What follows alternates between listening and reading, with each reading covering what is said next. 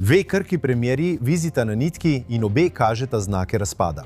V Libanonu 10-dnevno premirje visi na nitki.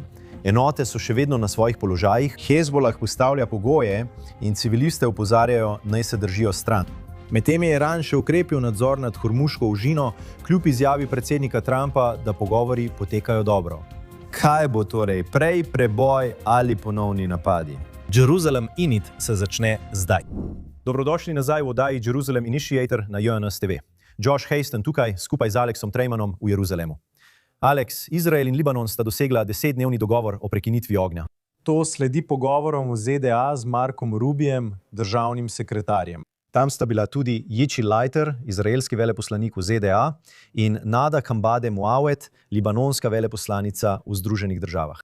Trenutno smo na 5. dnevu. Kako potekajo stvari s to 10-dnevno prekinitvijo ognja? No, ti dve stvari moramo ločiti. Prva je 10-dnevna prekinitev ognja. Druga stvar so politična pogajanja, ki trenutno potekajo med Izraelom in Libanonom. Seveda sta povezani, vendar je treba vsako obravnavati posebej.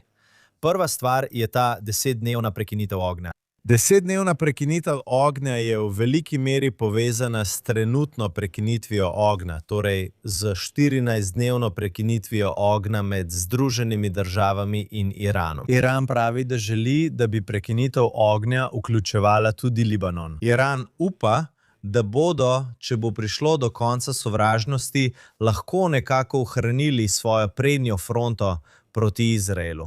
To je teroristična organizacija Hezbolah, ki je v bistvu podredila Libanon. Torej, na eni strani imate ta 10-dnevni proces, ki ga je predsednik zagotovil, in celo videli smo poročila, da so tviti objave na Truth Social, kjer je predsednik zahteval, da Izrael preneha z bombardiranjem. Seveda so bile te zahteve podane po napovedi 10-dnevnega premirja. Torej, v redu, zahteval je nekaj, s čimer se je Izrael že strinjal.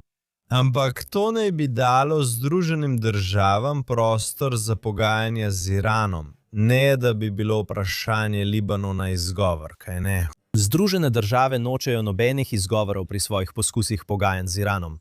Zato imate to prekinjanje in ponovno izbruhanje spopadov v Libanonu. Seveda so premirja politično občutljiva, po drugi strani pa imajo lahko tudi vojaško vrednost. Mislim, da ljudje pogosto ne prepoznajo, koliko streliva sta Združene države in Izrael uporabila v svojih vojaških kampanjah proti Iranu in proti Libanonu. Premirje je priložnost za ponovno zalaganje in to med tem, ko nisi pod ognjem. Mislim, da so mesta na severu in preostali del Izraela zadovoljni z obdobjem miru po daljšem obdobju približno 6 tednih nenehnega bombardiranja. Še vedno obstaja velika verjetnost, da se bo ta vojna v Iranu nadaljevala. Obstaja velika verjetnost, da bo premirje v Libanonu propadlo. Čeprav bi rekel, da ti ta politična pogajanja, ki potekajo v Washingtonu, dajejo določen občutek, da premijer Netanjahu išče izhod iz konflikta z Libanonom namesto obsežne kopenske operacije. Rad bi se vrnil k izjavam predsednika Trumpa, ki zahtevajo, da Izrael ohrani premirje in ne napade Libanona. K temu se bom vrnil čez nekaj minut. A najprej premijer Netanjahu vztraja, da bodo izraelske enote ostale na terenu v Libanonu. Tam imajo varnostni pas, širok približno 10 km. Premijer Netanjahu je tudi dejal, da mora biti Hezbolah razorožen. Poglejmo si ta posnetek. Imamo priložnost skleniti zgodovinski mirovni sporazum z Libanonom. Predsednik Trump namerava povabiti mene in predsednika Libanona, da bi poskušali napredovati pri tem sporazumu. Ta priložnost obstaja, ker smo od vojne preporoda temeljito spremenili razmerje moči v Libanonu. Odzval sem se temu pozivu in sem se strinjal s premorom, oziroma bolj natančno začasno prekinitvijo ognja za 10 dni, da bi poskušali napredovati pri sporazumu, o katerem smo začeli razpravljati na srečanju veleposlanikov v Washingtonu. Ostajamo v Libanonu v okrepljenem varnostnem pasu. To ni 5 točk, ki so bile pred obleganjem mest. To je varnostni pas, ki se začne pri morju in se nadaljuje do Radova ter do vznožja Hermona, vse do meje s Sirijo. Varnostni pas debeline 10 km, ki je veliko močnejša, veliko intenzivnejša, veliko bolj neprekinjena in veliko trdnejša, kot smo jo imeli prej. Alex, ponovno, predsednik vlade Netanjahu pravi, da tišina v zameno za tišino ni več paradigma. To ni več res. Izraelske čete ostajajo na terenu v Libanonu. Prav. Če pomislite, kakšni so bili cilji Izraela v njihovih operacijah v Libanonu, ste slišali veliko govorjenja strani vojske, voditeljev na severu in drugih političnih voditeljev. Pravijo, da bi moral biti cilj Izraela zavzeti vse ozemlje med izraelsko mejo in reko Litani. No, Izrael je to storil. Zavzeli so vse ozemlje. Še več kot to, porušili so večino domov med izraelsko mejo in reko Litani ter ustvarili ogromno varnostno območje. Govorimo o tem, da je v nekaterih primerih to 10 kilometrov, v nekaterih primerih celo precej več, skoraj kot da bi ustvarili novo mejo med Izraelom in Libanonom. Izrael želi ohraniti to območje, ki so ga v bistvu izravnali kot razširjeno varnostno območje. Zadnjič, ko je Izrael novembra 2024 vzpostavil to premirje z Libanonom, so se dogovorili, da bodo ohranili 5 strateških točk v južnem Libanonu, da bi preprečili ponovno oboroževanje Hezbolaha v južnem Libanonu. Kaj smo zdaj videli? Imeli so teh 5 strateških točk, vendar je prišlo do premikanja orožja in druge opreme operativcev Hezbolaha nazaj v južne dele Libanona. Kar je Netanjahu tukaj naredil, je rekel, ne, to ni tako. Situacija je taka, da IDF nadzoruje celotno ozemlje za tako imenovano rumeno črto. In to je podobna terminologija kot v Gazi, kjer je razmejitvena črta med območjem, ki ga nadzoruje Hamas, 47% Gaze nadzoruje Hamas in 53% Gaze, ki jo nadzoruje Izrael, označena z rumeno črto. Tako imate zdaj še eno rumeno črto v južnem Libanonu, kar je močan pokazatelj, da Izrael kratkoročno ne bo zapustil tega območja. In Izrael ne govori o tem, da bi kratkoročno zapustil to območje. Torej zdaj imajo to ozemlje. In če pogledate, kaj je Hezbolah naredil, premaknili so se na sever, premaknili so se morali na sever, ker so vedeli, da je bil cilj Izraela priti vse do reke Litani. In v mnogih primerih so vpeti v mesta, kot je Binšeba, v mestih, kot je Binšeba, v mestu, kot je Bejrut. In mislim, da ni verjetno, da bo Izrael preprosto šel skozi ves Bejrut in poskušal najti Hezbolah. V tem zelo gosto poseljenem urbanem okolju, v tistem, kar naj bi bila suverena država. Alex, rad bi se vrnil k tistim komentarjem predsednika Trumpa. Prejeli smo jih tik pred šabatom v petek tukaj v Izraelu, ko je dejal, da je Izraelu prepovedano bombardirati položaje Hezbolaha v Libanonu. Na družbenih omrežjih so se pojavila tudi poročila, ki niso bila preverjena, da je nekoliko umilil svoje izjave in dejal, da če bi Hezbolah napadel, bi Izrael lahko ukrepal. Tega sicer ne morem potrditi. Kaj pa vi menite o tem javno? Predsednik Združenih držav je na svojem Truth Social zapisal: Izrael, prepovedano ti je napasti Hezbolah. No, najprej, te izjave so bile podane potem, ko je bil dosežen dogovor o razglašenem premirju med Libanonom in Izraelom. Torej, Trump ne pravi sredi bombardiranja, da mora Izrael nenadoma ustaviti vse napade. Ni jim več dovoljeno bombardirati. Izrael je že pristal na premirje, nato pa predsednik Trump izjavlja svoje. In mislim, da s tem Irancem dokazuje, da lahko zadrži Izrael, kaj ne? In mislim, da za Izrael to ni slaba pozicija. To je položaj v smislu, zadržite me, pripravljen sem iti.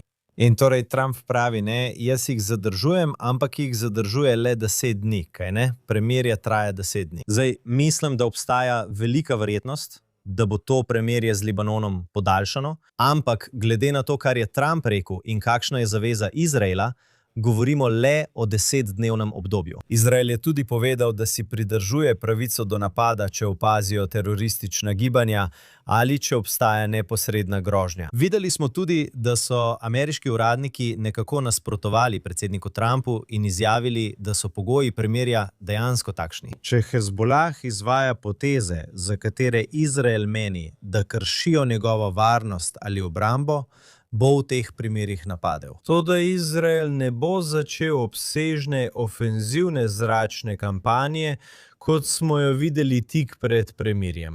Ko je Izrael v 10 minutah napadel več kot 170 ciljev, kar je bila največja zračna kampanja v tako kratkem času, kot jo je Izrael kdajkoli izvedel. Torej, Trump v bistvu pravi, da Izrael tega ne more več početi. Če se Hezbolah začne premikati proti meji, ste lahko 100% prepričani, da bo Izrael udaril, da zaščiti svoje varnostne interese. Torej imamo to premirje, Alex, kljub temu pa je vodja ene od občin na severni meji dejal, da se to ne bi smelo zgoditi. To je označil za smrtno obsodbo, ki čaka na naslednji pokol. To ste imeli. Dejansko sta bila ubita 2 izraelska vojaka, za enega so poročali pred nekaj minutami, drugi pa čez vikend. Praporščak Barak Kalfon, 40 let vojak padalske brigade. Torej je premirje, še vedno 2 vojaka. Rekli so, da sta bila 2 vojaka ubita, čez vikend verjetno sta naletela na mino, ki je bila postavljena za premirje. To je nekaj, kar moramo preveriti. In mislim, da je to del razmisleka tukaj. Po eni strani, kot ste omenili, imate voditelje na severu, katerih mesta so bila popolnoma bombardirana in nočejo, da Hezbolah še obstaja. Zdaj je predsednik vlade Netanjahu predstavil dejstvo, da je imel Hezbolah pred to vojno približno 150.000 raket in izstrelkov, ki bi lahko zasuli celotno državo Izrael. In po izraelskih ocenah so bili te zmanjšani za približno 90%. Premaknili so jih stran od izraelske meje, kjer so neposredno grozili. Potencialno bi lahko prečkali mejo s teroristi Radvan in izvedli napad v slogu 7. oktobra na te severne skupnosti. Zdaj jih ni več. Nikjer v bližini libanonsko-izraelske meje. In te lokalne vasi, ki so bile v južnem Libanonu, izraelska vojska je vstopala v te hiše in ugotovili so, da je bila v bistvu vsaka hiša uporabljena kot skladišče. Za jurišne puške, za RPG-je, za protitankovske izstrelke in zato je Izrael porušil te hiše. Tako ni več te grožnje, kjer bi lahko imeli protitankovske izstrelke, RPG-je, neposredne napade naravnost v ta mesta tik ob meji. Izrael v tem trenutku ne bo šel v Bejrut in začel hoditi od vrat do vrat. To je drugačna situacija, kot jo imate v Gazi. V Gazi celoten pas nadzoruje Hamas, teroristična organizacija. V Libanonu pa naj bi bil Libanon suverena država. Zdaj je bila ta suverenost kršena, podrejena Hezbolahu. Hezbolah je del vladne strukture, vendar niso celotna vladna struktura. Predsednik Libanona ni član Hezbolaha. Predsednik vlade Libanona ni povezan s Hezbolahom. Pravzaprav je Libanon država, ki je skoraj po tretjinah razdeljena med kristjane, sunite in šiite. Zdaj šiiti podpirajo Hezbolah. Suniti ne podpirajo Hezbolaha, kristjani pa verjetno ne podpirajo niti sunitov, niti šiitov v Libanonu. Torej imate to državo, ki želi odstraniti Hezbolah. Država si obupno želi, da bi Hezbolah izginil iz politike. Nočejo, da bi bil Hezbolah vojaška sila v Libanonu. Ker kaj to povzroči? To ogroža varnost njihove države, ker če napadajo Izrael, bo Izrael silovito udaril po Libanonu. In zdaj imate tudi vprašanje o pogovorih o premirju, kjer Izrael razglaša premirje z Libanonom, vendar Libanon kot država ne napada Izraela. To je Hezbolah kot organizacija, ki napada Izrael, in Hezbolah kot organizacija ni ena od strani. Premirja. Torej, Aleksej, to je res vprašanje. Veš, zadnjih 20 let libanonska vlada ni uspela ali pa se je odločila, da ne želi razorožiti Hezbolaha. Misliš, da bi v tem novem scenariju, ko Izrael neposredno govori z Libanonom, ponovno, premirje ne pomeni, da bo trajno, ampak ali verjameš, da je libanonska vlada spremenila svoje stališče? Dejansko bodo sprejeli potrebne ukrepe proti Hezbolahu po 20 letih. Govorimo o koncu druge libanonske vojne. Že takrat bi morali ukrepati proti Hezbolahu, pa tega niso storili. No, očitno je, da libanonska vlada nima sposobnosti odstraniti Hezbolaha, kaj ne? Želijo biti edina vojska. Želijo si, da jim ne bi bilo treba imeti opravka s Hezbolahom kot močnejšo silo od vojske. Vendar zato nimajo zmogljivosti.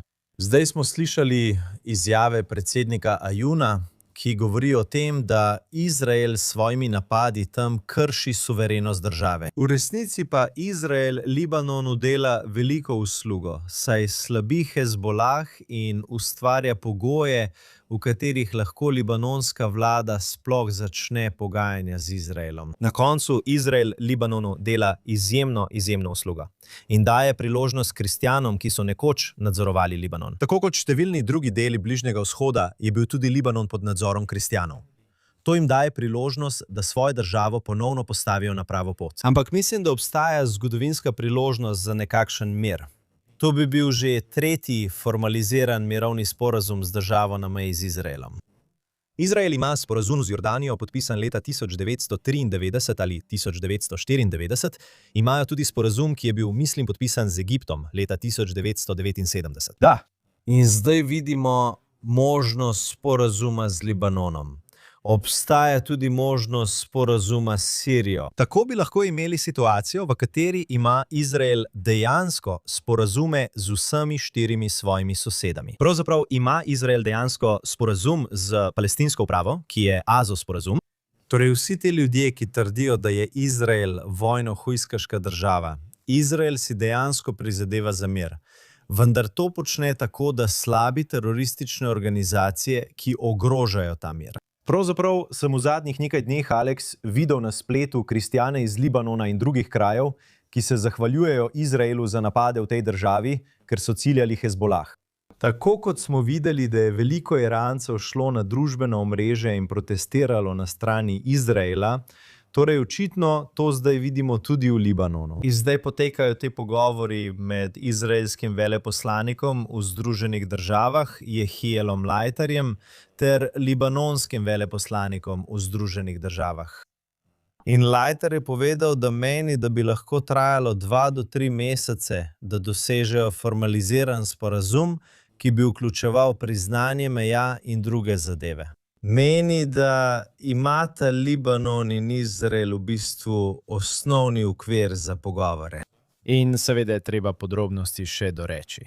Zato mislim, da obstaja velika verjetnost, da bo predsednik vlade Netanjahu iskal dolgoročni mir z Libanonom in poskušal zaključiti to poglavje vojne. Toda izraelska vojaška doktrina ni več enaka kot pred 7. oktobrom. Izrael se ne bo umaknil s sklonjeno glavo, kot se je v preteklosti, ko se je umaknil iz Libanona v 80. letih in tudi leta 2006. Mislim, da bo Izrael ohranil zelo močno varnostno prisotnost v Južnem Libanonu, verjetno za daljše obdobje.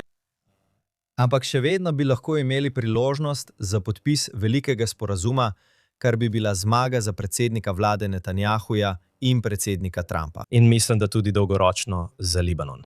Alex, prekinitev ognja z Libanonom ne bi se iztekla, mislim, da ta četrtek, dan prej, torej v sredo, pa se izteče dvotedensko obdobje, v katerem so se Izrael, Iran in Združene države dogovorile za prekinitev ognja. V zadnjih 24 oziroma 48 urah se je Iran odločil, da bo znova zaprl Hormuško ožino. Pravzaprav sem slišal zvočni posnetek, na katerem naj bi Iran napadal več ladij iz Indije, mislim, ki so poskušale prečkati Hormuško ožino. Prej v tem tednu so ZDA napovedale, da bodo blokirale ves pomorski promet, ki prihaja iz Irana. Torej je tam neka napetost. Rad bi prišel do tega posnetka predsednika Trumpa, ki pravi, da je Teheran čez vikend postal malo preveč samozavesten in blokiral Hormuško ožino. Postali so malo preveč samozavestni, kot to počnejo že 47 let. Spet so hoteli zapreti ožino, kot to počnejo že leta. Ne morejo nas izsiljevati. Že 47 let se jim vse izide brez posledic. Tega jim ne bomo več dovolili. Torej, tukaj imate predsednika Trumpa, ki zelo blago in previdno pravi, da Iran postaja malo preveč samozavesten. Premirje naj bi se izteklo v sredo. Predsednik je spreminjal svoje stališče. O tem bomo govorili, zadnje dni so bila sporočila precej mešana. Po eni strani pravi, da pogovori z Iranci potekajo dobro. Po drugi strani pa, kot je predsednik Trump že prej rekel, pravi, da bi se lahko znova začela vojna. Tako trenutno stojijo stvari, začenši z Iranom, ki je čez vikend blokiral ožino. No, poglejmo to podrobneje. Najprej vidimo stalno zavajanje strani Trumpa in medijev, kar je vedno namenjeno temu, da vse ujame nepripravljene, predvsem pa mediji. Medije drži v napetosti z vsako svojo besedo. In prav to ga danes ohranja kot največjega vplivneža na svetu. Po eni strani je pred 2 tednoma rekel: bombardiral vas bom do onemoglosti in vas poslal nazaj v kameno dobo. Po drugi strani pa danes pravi, da so malo predrzni, ker blokirajo Hormuz. Ko je Iran blokiral Hormuz, so ljudje, ki ne podpirajo vojne, začeli govoriti, da predsednik Trump ni vedel, da bodo blokirali Hormuz. Iranci so tukaj prekosili predsednika Združenih držav. To je noro, ker bi vam vsak strokovnjak, ki bi analiziral, kaj bi se lahko zgodilo v primeru vojne med Ameriko in Iranom, povedal, da bi Iran najprej lahko zaprl Hormuško ožino. Zdaj predsednik pravi: v redu, želite blokirati Hormuško ožino? No, jaz bom uvedel pomorsko obleganje Hormuške ožine. In to pomeni, da iranskim plovilom prepreči, da bi nafto iz Irana izvažali k članicam iranske osi, naprimer na Kitajsko, v Rusijo ali kamorkoli drugam, kamor želijo poslati nafto. Tako, zdaj Trump prepoveduje vsak izvoz in vsak uvoz. Torej, blokira blokado. In potem vidite ljudi, ki pravijo: Trump je zdaj prehitel Irance. To so scenariji, ki so bili vsi že vnaprej preigrani. Očitno sta 2 stvari, za kateri je predsednik Trump rekel, da se morata zgoditi takoj. No, recimo 3 stvari. Prva je zaveza, da ne bodo razvijali jedrskega orožja. Druga stvar je uran, ki je že bil obogatan v Iranu in do katerega želijo Združene države dobiti dostop. To ni nujno doseči silo. To se lahko naredi nežno, recimo. Narediti je treba previdno in občutljivo. To je radioaktivni material in je veliko težavnega. Opreme, ki mora priti tja, da bi razstavili ta obogateni uran, treba ga je zamrzniti, stopiti, izločiti, uničiti tam. Obstajajo različni načini, kako se to lahko naredi, in tretji seveda je odprtje Hormuške ožine. Mislim, da če ne boste videli napredka pri odprtju Hormuške ožine in pripravljenosti Irana, da opusti svoj jedrski program, balistične rakete, boste morda videli ponoven izbruh spopadov tukaj. Zdaj pa so tudi drugi, ki to pravijo. In če pogledamo nazaj na to indijsko plovilo, ki je bilo napadeno, po posnetkih so rekli: hej, rekli ste nam, da lahko gremo skozi in zdaj streljate na nas. Ne bi šli skozi, če nam tega ne bi rekli. Samo umaknite se, vrnil se bomo, karkoli želite, ampak vi ste nam rekli, ne gremo skozi, zdaj pa streljate na nas. In tako nekateri pravijo, da tisti, ki vodijo pogajanja, v resnici nimajo nadzora nad ožino. In to je bila ena od stvari, o kateri sem razmišljal in sem rekel prejšnji teden, da je to eden od razlogov, zakaj se na tej točki sploh pristane na prekinitev ognja. Da vidiš, ali imajo ljudje, s katerimi se pogajaš, sploh nadzor. Torej, obstajajo znaki, da je tisto, kar je ostalo od iranske revolucionarne garde, zelo razdrobljeno.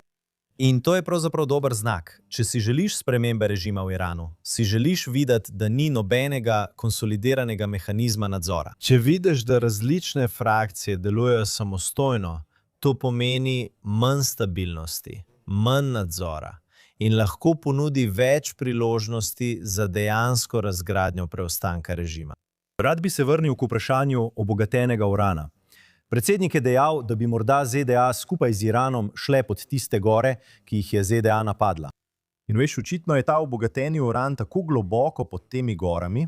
Predsednik je dejal, da bi morda skupaj z Iranom obe državi šli po ta obogateni uran in potem bi ga ZDA odnesle ven. Poglejmo si ta posnetek. Nekdo je rekel, kako bomo dobili jedrski prah. Dobili ga bomo tako, da bomo šli noter z Iranom in z veliko spremstvom. To bomo naredili skupaj z Iranom. Pripeljali ga bomo nazaj v ZDA.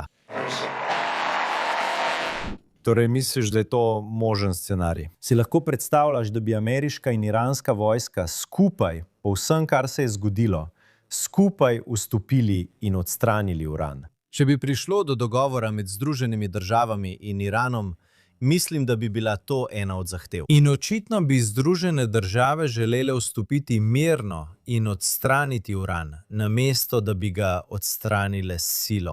Torej, veste, to samo kaže, da je še vedno veliko korakov, ki jih je treba narediti, preden se bo ta celotna situacija razrešila brez besedne igre.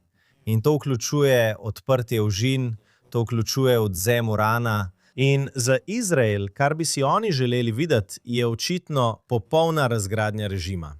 ZDA pa tega nikoli niso navedle kot svoj cilj. Seveda so odobrili, da Izrael napade vrhovnega voditelja Alija Hameneja in še nekaj drugih članov iranske strukture, vključno z Alijem Laridžanijem, vodji iranske revolucionarne garde in drugimi.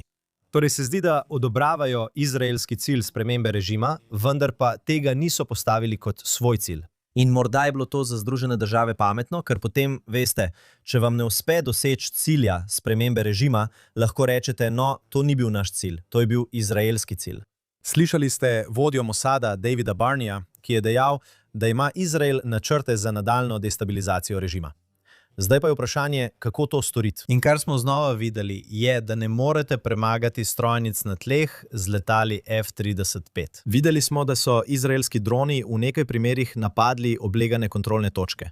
To so veliko manjša orožja. Morda ima Izrael kakšne načrte, da če bodo v prihodnosti Iranci znova začeli protestirati, lahko pošljejo nekaj dronov in udarijo po teh obleganih kontrolnih točkah.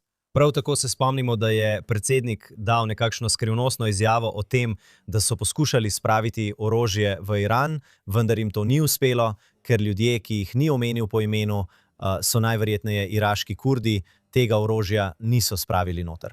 Torej, morda poskušate povzročiti nekaj nezaupanja in nemirov znotraj Irana s tem, da oborožite člane opozicije, kar bi bila edina možnost, da ta režim pade. Torej, veste, zgodba zagotovo še ni končana, vendar pa mislim, da vidite, da predsednik Združenih držav išče načine, kako se umakniti iz vojaškega dela konflikta. Seveda, kar smo pravkar govorili glede tega, kaj Iran počne s temi ladjami in kar predsednik Trump pravi, je, da Iran postaja predrzan.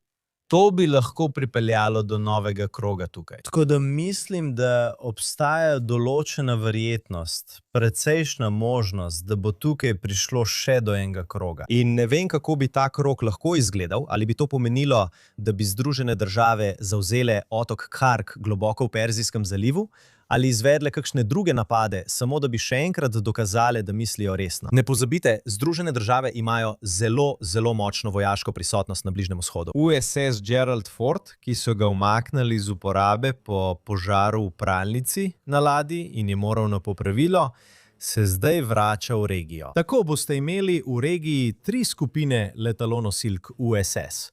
Morda celo 10.000 ali več marincev, kot smo videli. Torej, Združene države ostajajo pripravljene na napad.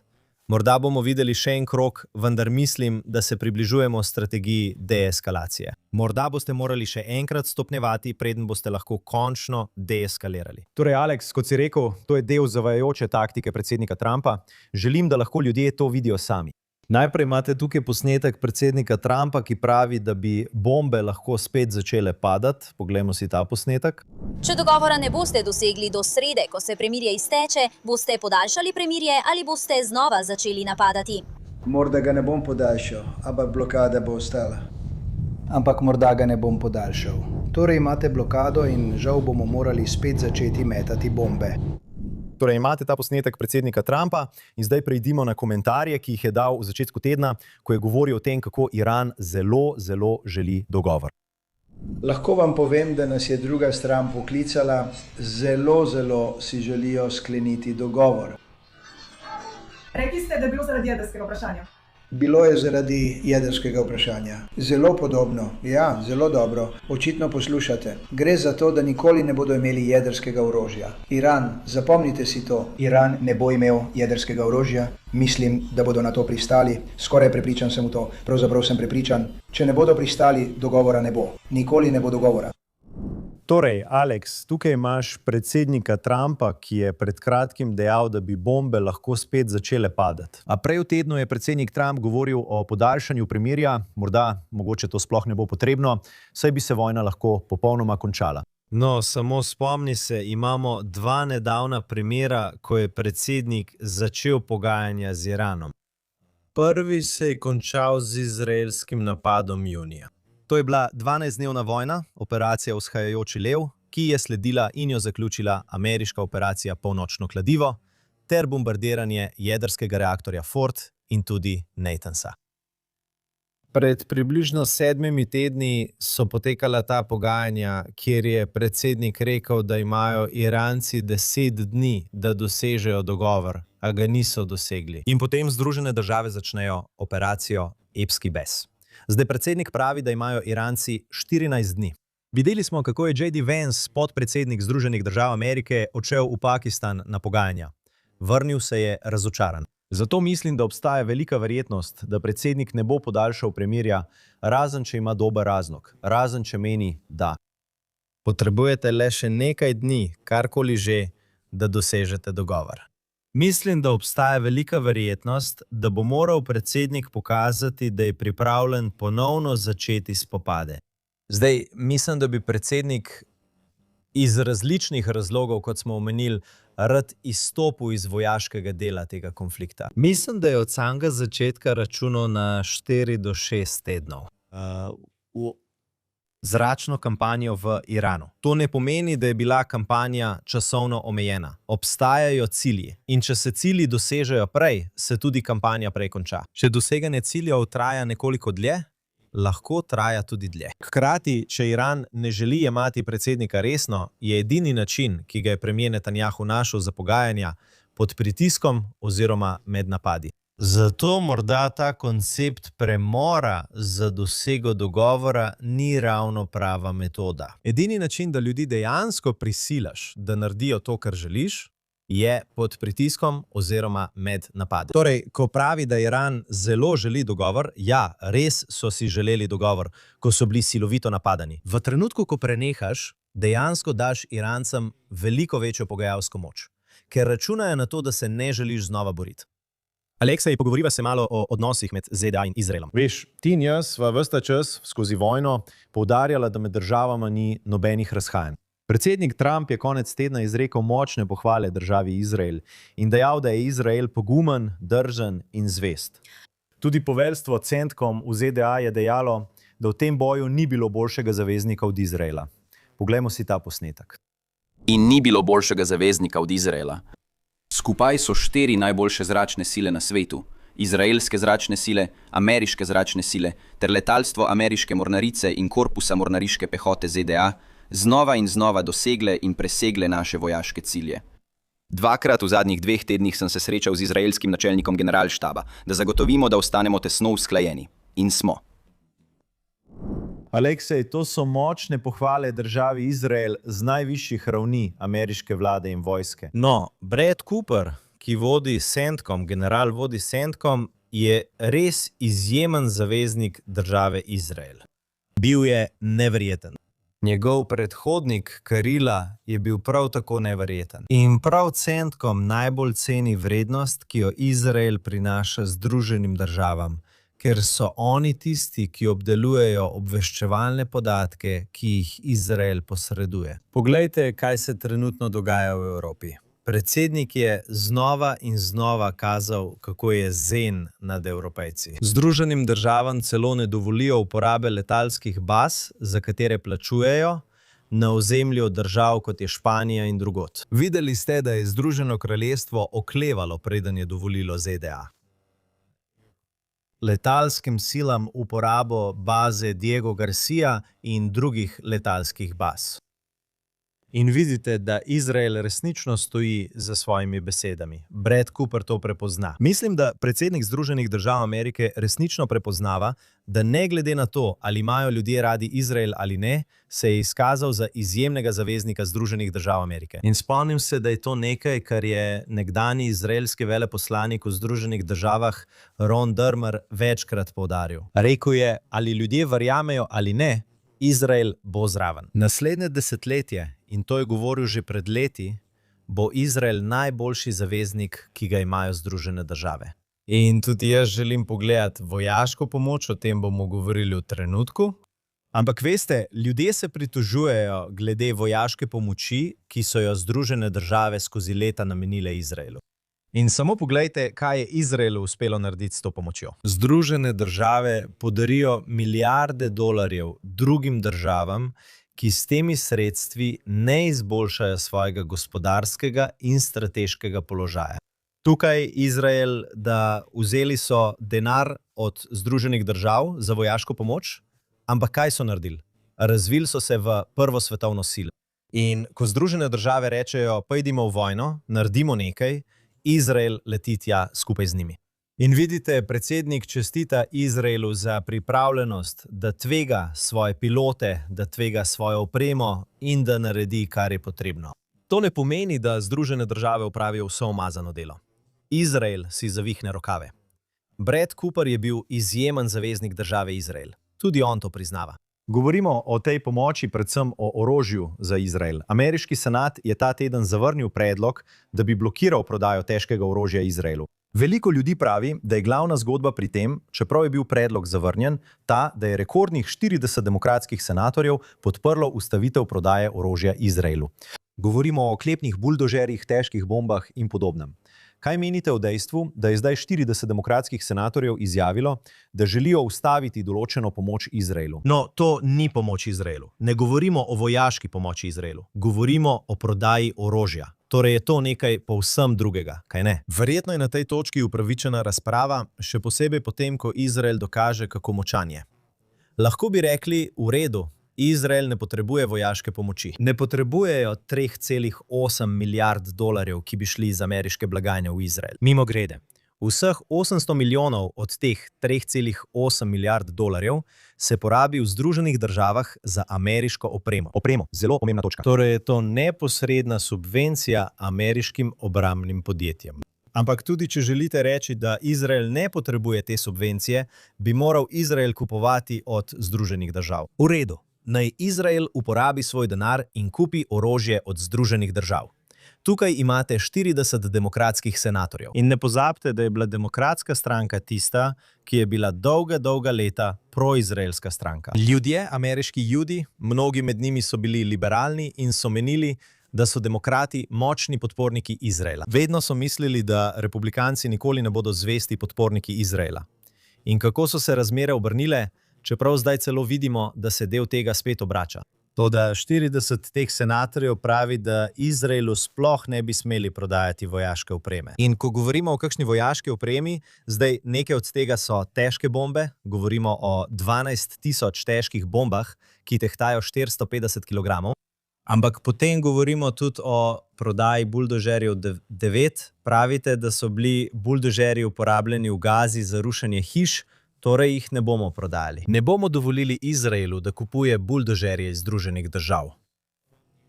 Torej, to je strašljivo. In kar vidite je, da smo videli Jakea Sullivana. Ne vem, če imamo posnetek tega, kjer je rekel, da misli, da je teh 40 demokratskih senatorjev sprejelo pravo odločitev.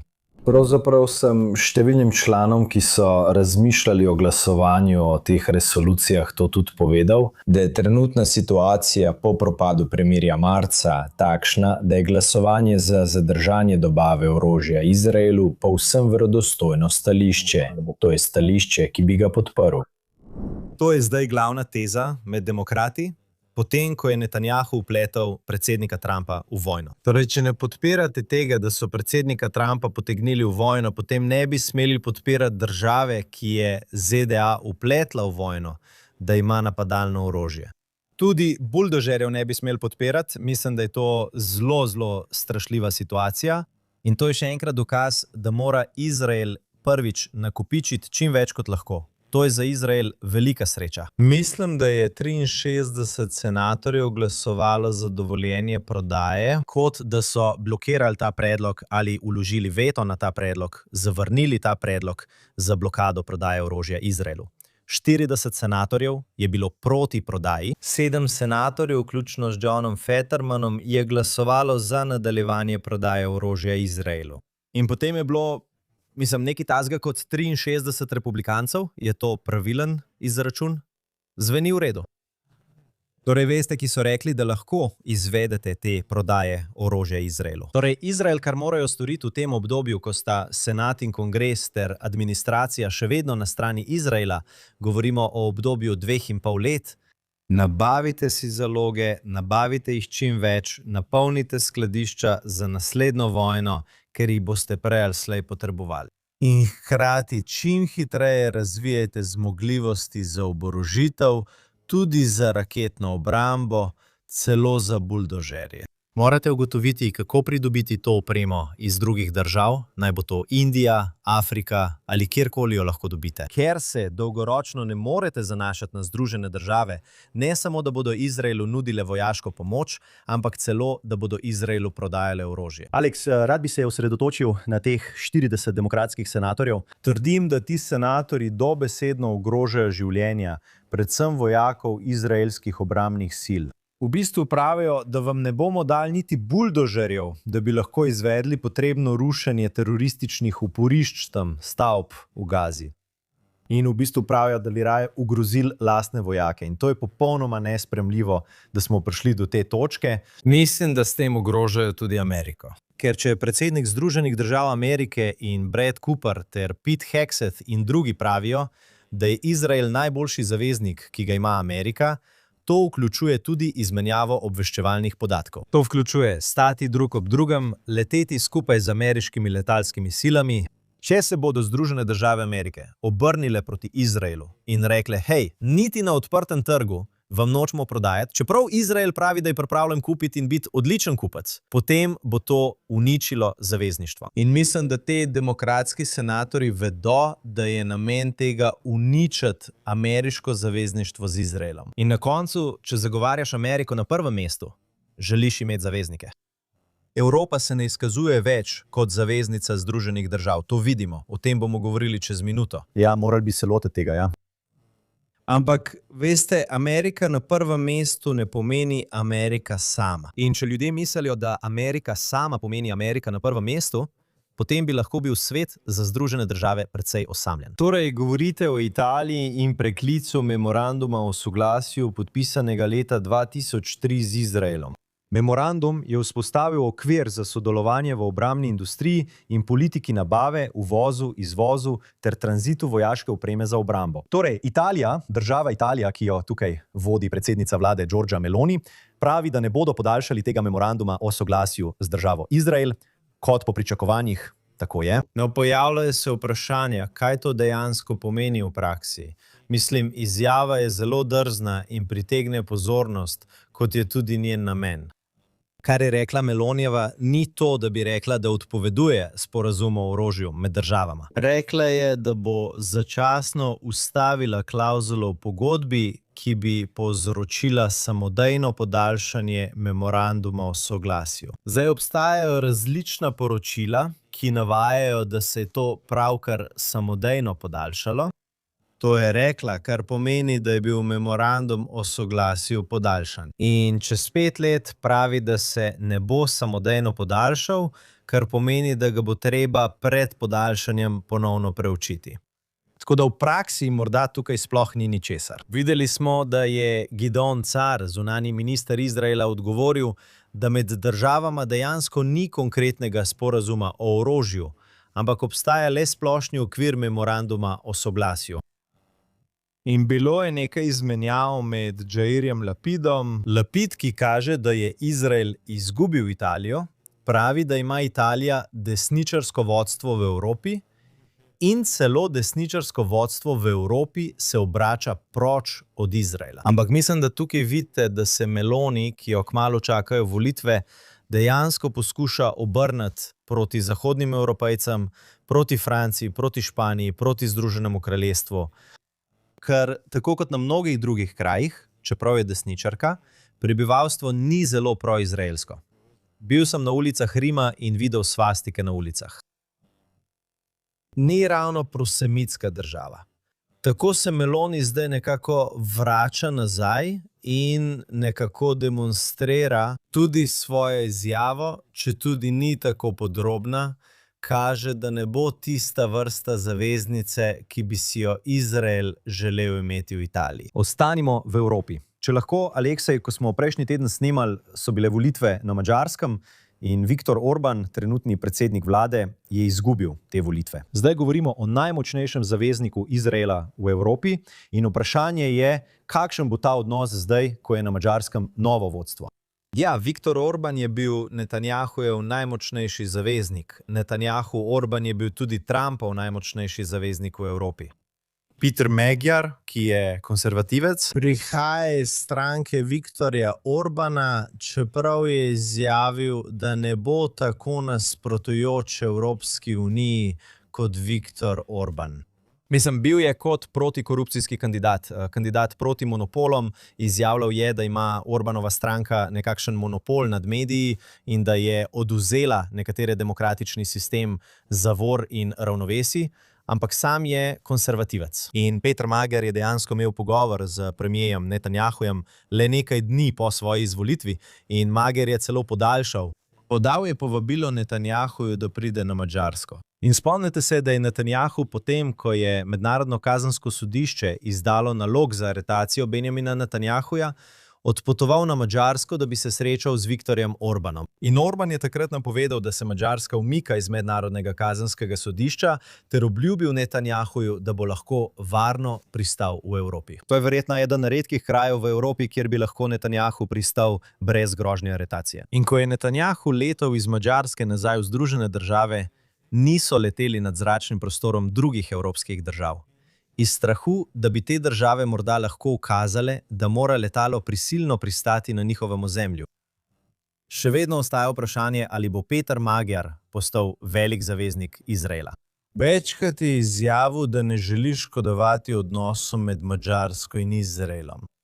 In prav tako imate na Madžarskem zelo veliko, tretjo največjo judovsko skupnost v vsej Evropi. In v veliki meri tudi najvarnejšo judovsko skupnost, ki živi v Evropi. Vemo, da je Magyar pred kratkim šel volilni proces in se 4-krat srečal z vidnimi člani madžarske judovske skupnosti ter obljubil, da bo to skupnost zaščitil in jo ohranil varno.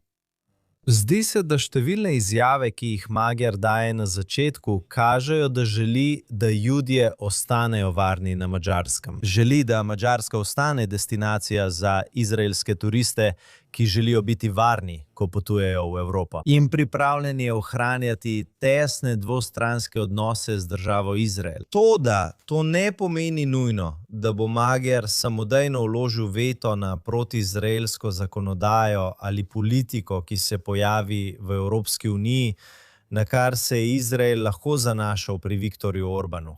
Alex, v zadnjih nekaj mesecih sva se seveda veliko pogovarjala o Iranu, govorila sva o Hezbolahu, Libanonu, vendar obstaja še ena fronta te vojne in to je Gaza. Enote IDF še vedno nadzorujejo približno 53% Gaze. Poročila ta teden kažejo, da so visoki ameriški uredniki sodelovali v neposrednih pogovorih s Hamasom v Kairu, ZDA pa je vodil Arya Lightstone, ki je bil glavni svetovalec Davida Friedmana, veleposlanika Davida Friedmana, ko je bil veleposlanik Friedman tukaj v Izraelu. Kaj lahko sklepamo iz teh pogovorov, neposrednih pogovorov med teroristično organizacijo Hamas in ZDA glede prekinitve ognja? Mimogrede, Hamas pravi, da še vedno nima namena razorožiti se, o čemer smo veliko govorili, ko smo šli skozi faze sporazuma o prekinitvi ognja. No, najprej je zanimivo omeniti, da tukaj s Hamasom ne pogajata Steve Witkoff in Jared Kushner. To je Arya Lightstone, ki ga v Izraelu zelo dobro poznamo. Kot ste omenili, je bil vodja kabineta ambasadorja Friedmana. Rekel bi, da je zelo usklajen. Z mnenji Davida Friedmana o Izraelu. Bil je prijatelj, mislim, da ima dober odnos s predsednikom vlade Netanjahujem. Morda Netanjahu v tem trenutku celo nekoliko bolj zaupa Lightstonu kot Witkoffu ali Kushnerju. To so stvari, ki jih je treba upoštevati. Toda Witkoff je omilil ta del pogajanj. Jasno je bilo, da se mednarodne stabilizacijske sile niso oblikovale. Hamas zahteva, da obdrži svoje orožje. Ne strinjajo se z razorožitvijo. Ampak vidite, da brez razorožitve ne bo nobene obnove v Gazi. To je Izrael zahteval. Gaza ni samo demilitarizirana, ampak tudi deradikalizirana. Trenutno ne vidimo nobenih znakov za to. In imate Hamas in prebivalce Gaze, ki so obtičali v katastrofi, ki so jo povzročili z napadom 7. oktobra in svojim neuspehom pri izpolnjevanju obveznosti v okviru tega 20-točkovnega premirja. In kaj vidite? Vidite, da Izrael ohranja nadzor nad 53% Gaze. Trenutno ne vidimo nobenih znakov, da bi se status quo spremenil. Kaj se lahko zgodi, če imate, in tako se je ta vojna odvijala, prav? Velikokrat smo videli, da je Netanjahu ukazal vojakom vstopiti na eno območje, nato pa je na tem območju ustavil operacije, da bi se premaknili na drugo območje. Tako ste morda zdaj v situaciji, ko se iranska vojna zaključuje ali prihaja k koncu. Fronta v Libanonu je zdaj v premirju, potekajo neposredni pogovori o morebitni dolgotrajni ureditvi, dolgoročnem dogovoru med Izraelom in Libanonom. Zdaj boste morda videli, da se bo IDF ponovno preusmeril nazaj na fronto v Gazi in se spopadal s Hamasom, s kopenskimi silami.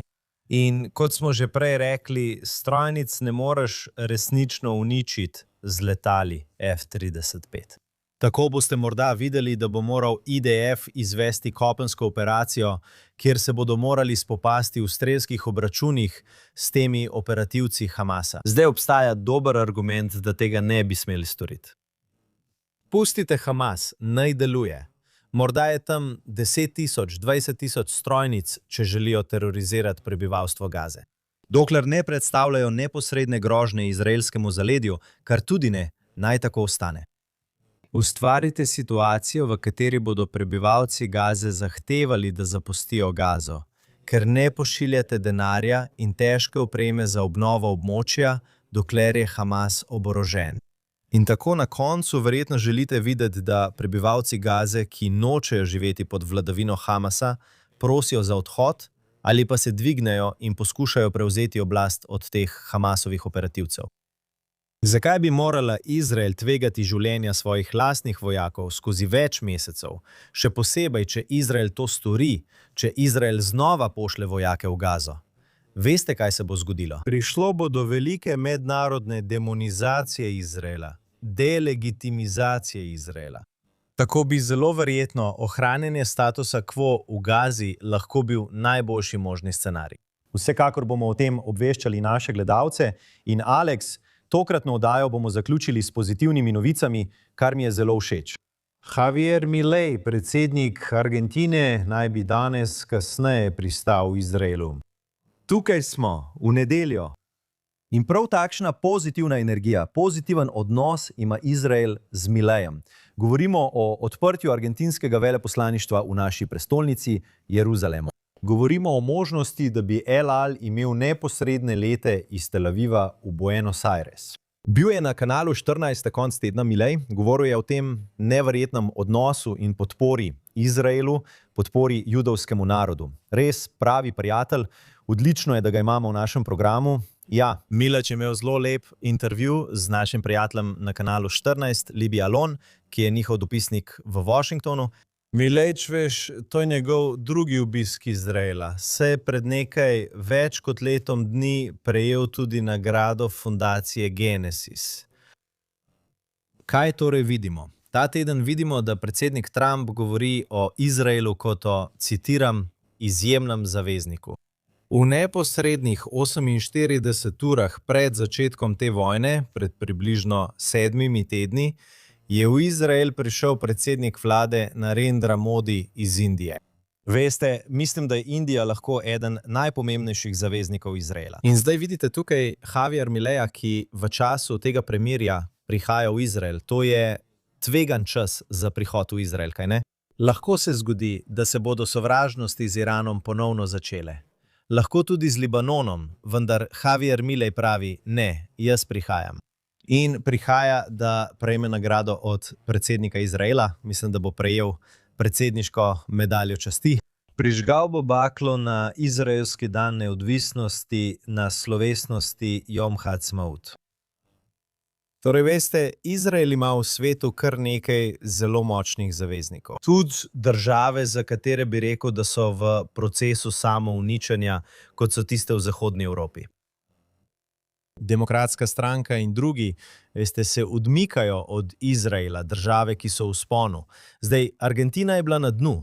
Torej, bila pod Milejem edina možna smer navzgor. Mislim, da to verjetno ni res. Verjetno bi lahko šli še nižje, ampak Milej poskuša Argentino vrniti nazaj k uglednosti. Indija pod Modijem je država, ki postaja gospodarska velesila. Predsednik Trump pa poskuša ukrepiti status velesile Združenih držav. Torej, Izrael ima nekaj močnih zaveznikov in lepo je to videti. In mislim, da si Izraelci zaslužijo takšen diplomatski obisk, še posebej, ko se bližamo Jom Hazikaronu, izraelskemu dnevu spomina in izraelskemu dne neodvisnosti, ki prihajata ta teden. Torej, Alex, bilo bi odlično, če bi lahko dobili predsednika Argentine tukaj v studiu GNS TV. Hkrati sem rekel, da bi rad s tem zaključil, vendar bi bilo narobe, če ne bi omenili dejstva, da je ta teden v Izraelu Jom Hazikaron, dan spomina, nato pa pridemo v Jom Ha'atzmaut, dan neodvisnosti. In to je res zelo močan in čustven teden. Rekel bi, da je to nekaj, česar ni nikjer drugje na svetu, ko greš iz najnižjih točk do najvišjih vrhov. Tukaj je nekaj statističnih podatkov. Nažalost je od zgodnjih 40 let 25.644 vojakov plačalo življenjem in tam žrtvovalo svoje življenja. Ta številka vključuje tudi žrtve terorja. Samo v zadnjem letu je bilo v boju ubitih 170 vojakov IDF in 79 ljudi je bilo ubitih v terorističnih napadih. Res nor in čusten teden tukaj v državi Izrael. Zelo težko je opisati tistim, ki niso bili tukaj za dan spomina in dan neodvisnosti. Ja, no, najprej, to je bil pravi vrtiljak v zadnjih 2 letih in pol, od 7. oktobra. Veliko je bilo sporov, tesnobe. Ker je to ljudska vojska. To je vojska državljanov, kjer so ljudje vpoklicani v rezervno sestavo, kjer so sinovi, možje, bratje in sestre, ki služijo v vojski. To je skupna tesnoba, kadar pošlješ ljubljeno osebo v boj. In ljudje morajo s tem živeti. In videli smo, da jih je bilo lani ubitih 170. Še veliko več jih je bilo ranjenih. In časi so te poškodbe zelo resne, tudi če jih imenujejo zmerne. Zmerna poškodba je lahko zelo resna, včasih celo življenjsko spreminjajoča poškodba. Imate stotine, če ne celo tisoče amputirancev in drugih, ki so trpeli kot posledica bojevanja v tej vojni. In tukaj v Izraelu imamo to zelo posebno zaporedje dneva spomina in dneva neodvisnosti, ko eden takoj preide v drugega. In mislim, da je to zelo drugače. To je nekaj, o čemer sem pisal pred mnogimi leti pri JNS. V Združenih državah mislim, da večina Američanov osebno ne pozna nikogar, ki bi bil napoten v bojne operacije. In če koga poznajo, ne poznajo veliko ljudi, ki so bili napoteni v bojne operacije. Seveda, veliko ljudi jih pozna, ampak rekel bi, da večina ljudi ne sodeluje v bojnih operacijah. Nimajo bližnjih, ki bi sodelovali v bojnih operacijah. In na dan spomina v Združenih državah Amerike so seveda parade vojnih veteranov in podobno, ter slovesnosti po mestih. Ampak bi rekel, da za večino Američanov, ki ne sodelujejo na teh slovesnostih, kaj je dan spomina? Dan spomina je komercialni nakupovalni dan z velikimi razprodajami. Kupaš 2, dobiš enega zastonj. To je dan, ko se igra bejzbol. Vikend dirke, Indianapolis 500, kaj ne. Vikend spominskega dneva. Torej je to 3-dnevni vikend, prvič v New Jerseyju ljudje gredo dol na obalo, Jersey na plažo, mislim, to je 3-dnevni vikend. In tukaj v Izraelu se zavedamo, da je bila naša neodvisnost plačana s krvjo naših ljubljenih in naših vojakov. In vsakdo v tej državi, ni niti ene osebe, ki živi v tej državi, ki ne pozna, medtem ko govorimo, veliko ljudi, ki so zdaj na bojišču. Ki ne pozna nekoga, ki je padel v boju, ali ga je prizadela smrt nekoga, ki je padel v boju, ali pa pozna nekoga ali veliko ljudi, ki so bili ubiti ali ranjeni v terorističnih napadih. V redu, torej je dan spomina zelo žalosten in zelo, zelo resen dan, ki se nato takoj prevesi v ta dan neodvisnosti. Zato priznavamo, da te smrti niso bile zaman. Prav tako so bile te smrti cena za izraelsko suverenost. In žal moramo še vedno za svojo neodvisnost plačevati življenje vojakov. Ker imamo še vedno te sovražnike čez naše meje in celo znotraj naših meja, torej okoli naših meja in znotraj naših meja. In mislim, da si vsi Izraelci želimo dneva, ko bomo lahko rekli, da ni umrl niti en vojak v aktivnem boju med enim in drugim letom. To je res tisto, čemur upamo. Ampak iz tega žalostnega dne preidemo v to edinstveno praznovanje, ki je, bi rekel, v Izraelu še veliko bolj pomembno kot 4. julij, ta dan neodvisnosti. In videli boste Izraelce po vsej državi, kako pečejo na žaru, praznujejo in, upajmo, prvič po dolgem času to počnejo ne pod ognjem, saj imamo premirja na vseh frontah.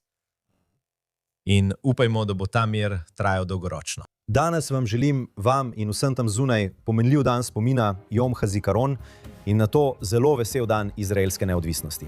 To je vse, kar imamo za ta teden v Jeruzalemskem minutu. Josh Hasten tukaj, dopisnik za JNS News, skupaj z Alexom Tremanom na JNS TV tukaj v Jeruzalemu. Rad bi se zahvalil ljudem v ozadju tukaj. Arnold Rogalenter vodi režijo, Juri Sveretsky, vodja postaje, naš producent, Zach Sickerman, Ryan Lishitz in Barbara Kamenov. In se vidimo naslednji teden na JNS TV. Ne pozabite, naročite se. Naročite se na neverjetno vsebino, ki jo JNS ponuja na JNS TV. Podarite nam super zahvalo. Obiščite jns.org za najnovejše novice iz Izraela, Bližnjega vzhoda in celotnega judovskega sveta. Imejte odličen teden vsi skupaj. Se vidimo naslednji teden.